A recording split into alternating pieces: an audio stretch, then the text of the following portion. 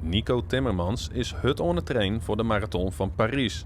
Net zonder reden, want hij samelt geld in voor de nieuwe kantine van VV Dokkum. Dat zal de club geld kostje, maar daar had er wat op betaald. De contributie die willen we net omheen doen en we willen mijn eigen middelen alles volle mogelijk betalen en subsidies. De gemeente springt bij, maar we zijn zelf een crowdfundingsactie begonnen. En het leek het mij heel leuk om mijn stiëntie daarom bij te dragen. Nou, hier hebben we dus al listjes tegen van mensen die zich inzetten willen voor de nieuwe kantine. Hand- en spandoeners, schilders, tegelaars, metselaars, straters, timmermannen, vrouwen, opruimers. Net zien dat de inzamelingsactie aardig wat opsmiet, is het wenske bedrag nog net bereikt. Maar het uiteindelijke doel had Nico al wel verregen. Ik kan een bedrag van €4.000 inhalen om binnen te halen voor de voetbalclub. En ik zit nu al op de helft. Ik ben nog maar kijk per week aan de gang. Dus dit gaat hartstikke mooi. En het is heel leuk om te jaren hoe iedereen erop reageert.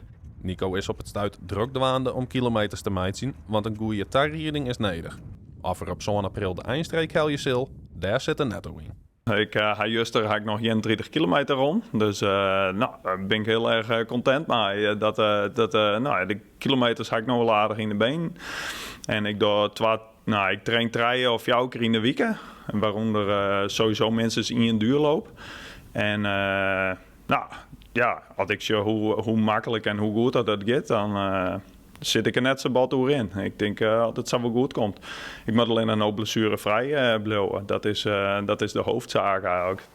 Nou, staat je hem schenken is het altijd wel een vervanging daar. Hè? De wc-zak, dat is het beste net meer.